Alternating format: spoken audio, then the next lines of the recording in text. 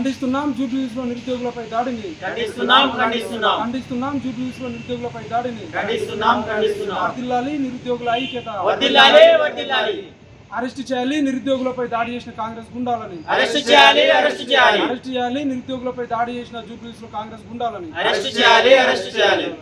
ఈ రోజు జూబ్లీహిల్స్ లో నిరుద్యోగులపై దాడి చేసినటువంటి కాంగ్రెస్ గుండాలారా ఖబర్దార్.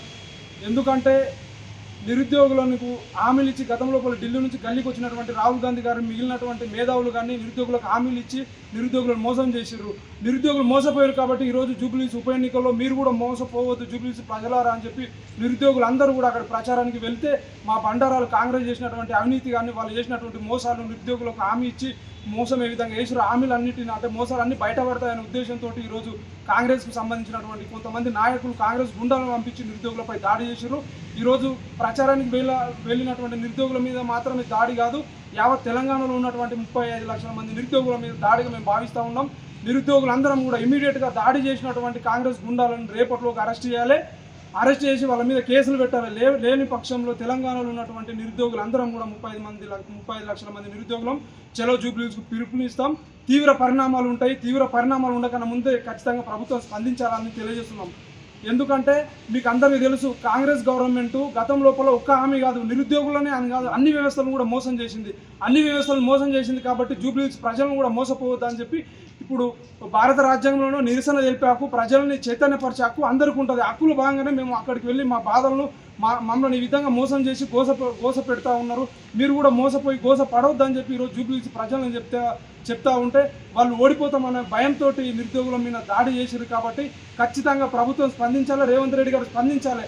ఎందుకంటే ఈరోజు నిరుద్యోగుల మీద దాడి తెలంగాణ గడ్డ దాడులకు ఎవరు కూడా భయపడరు. మీరు ఎన్ని దాడులు చేస్తే అంత ఎత్తుకు అంతమంది వెళ్ళి ప్రచారం చేసే అవకాశాలు ఉంటాయని చెప్పి ఈ రేవంత్ రెడ్డి గారికి తెలియజేస్తూ ఇమీడియట్గా రేవంత్ రెడ్డి గారు క్షమాపణ చెప్పాలి. ఈరోజు నిరుద్యోగుల వల్లనే మీకు గద్దెనెక్కి నిరుద్యోగుల మీద దాడి జరుగుతుంటే మీరు ఎందుకు స్పందిస్తలేరు? ఖచ్చితంగా దీని వెనుక రేవంత్ రెడ్డి హస్తం ఉంది.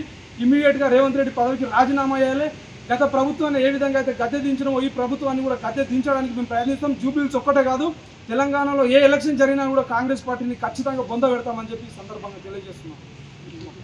ఈరోజు జరిగినటువంటి జూబ్లీహిల్స్ దాడిలో ఈరోజు తక్షణం మీద కాంగ్రెస్ పార్టీ మీద చర్యలు తీసుకోవాలి. ఈరోజు కాంగ్రెస్ పార్టీ అధికారంలో ఉందంటే అది నిరుద్యోగులు చాలా కీలక పాత్ర పోషించారు. ఈరోజు మా భుజాల మీద ఒక్కొక్కరు కష్టం చేసి గల్లీలో ప్రచారం చేసి మిమ్మల్ని గెలిపించినాం. అట్లాంటిది మా నిరుద్యోగులను ఈరోజు మీరు కొట్టిపిస్తూ ఉంటుంటే గల్లీల దాకా మీరు గల్లీలో ఉన్న కిరాయి గుండెలను పిలిపించి ఈరోజు దాడి చేస్తూ ఉన్నారు. దీన్ని తక్షణమే స్పందించాలి. సీఎం రేవంత్ రెడ్డి గారు కూడా మీరు కూడా తక్షణమే స్పందించాలి. అట్లాగనే ఎన్నికల కమిషన్ కూడా మేము స్పందించాలని మేము కోరుతా ఉన్నాం. ఈ 33 జిల్లాలో ఉండే నిరుద్యోగుల మీద పడిన చేతులు కూడా మేము భావిస్తున్నాం. నిరుద్యోగుల మీద ఆడ ఉన్న గిరిజనుల మీద కూడా కొట్టిపిస్తూ ఉన్నారు. ఇది రాజ్యాంగం లేదా? మాకు రాజ్యాంగం ఉన్నట్టు హక్కు మేము బాగా ప్రచారం చేస్తున్నాం. ఈ ఎంతవరకు కరెక్టా అని మేము ప్రశ్నిస్తూ ఉన్నాం. సిటీ సెంటర్ లైబ్రరీ చిక్కడపల్లి నుంచి మేము నిరుద్యోగులు అందరూ కలిసి మేము ప్రశ్నిస్తున్నాం.